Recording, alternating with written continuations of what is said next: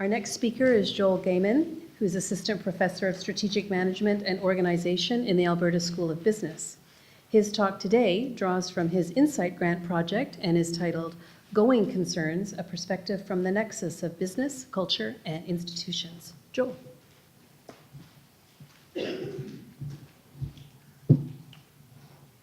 All right, well, good afternoon. It's a real pleasure to be here. I want to thank the Office of the Vice President of Research, as well as Canada's Social Sciences and Humanities Research Council. I've been at the Alberta School of Business now for a little over 3 years, and as a researcher, my training and expertise are in an area called organization theory. And I mix organization theory together with what we know about strategic management and science and technology studies, and in particular, I'm interested in what I call the organization of concerns. If you open any newspaper, online or in the real world, you'll find yourself with one concern or another. And I conceptualize these as what I call cultural concerns, because what concerns people in one time or place may be different than what concerns people in another time and place. And so for me, these concerns are culturally located.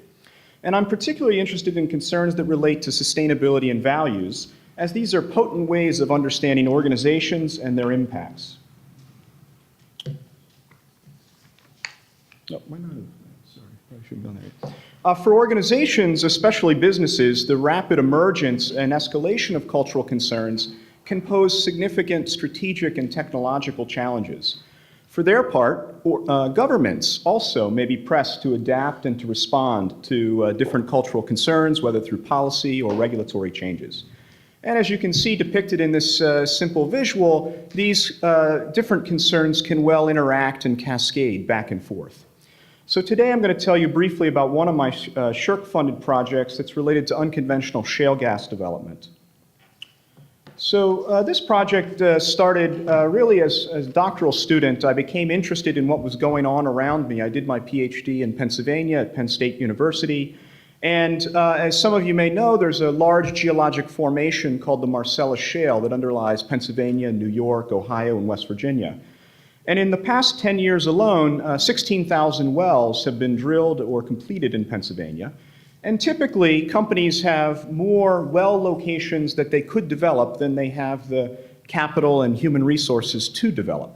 So for example, a company might have, say, 100 well sites, but only the capacity to develop 20 of them this year.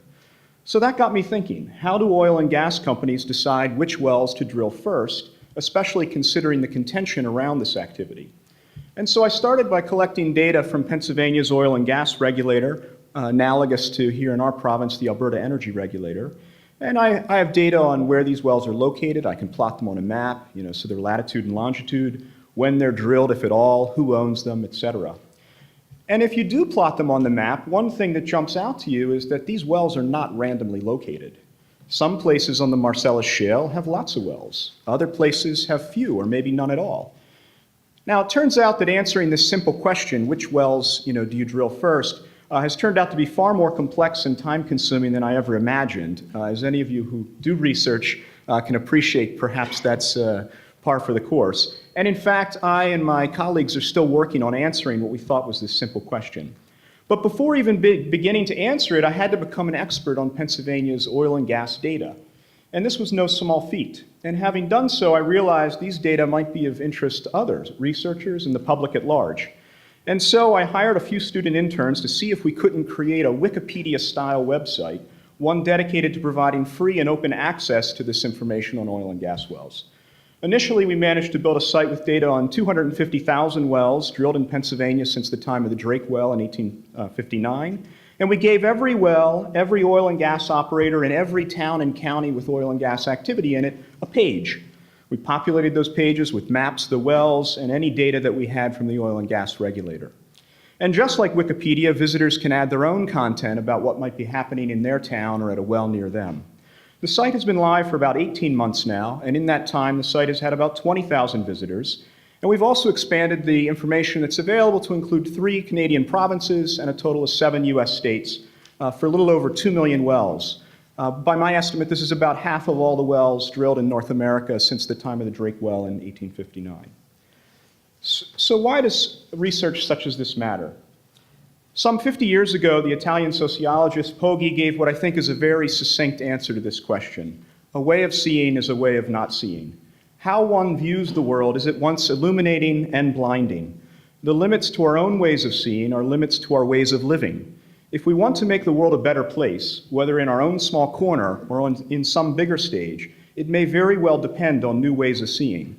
And this is the goal for my work, whether in a classroom or in a research paper or in a public talk as this one, to cultivate new ways of seeing our common world.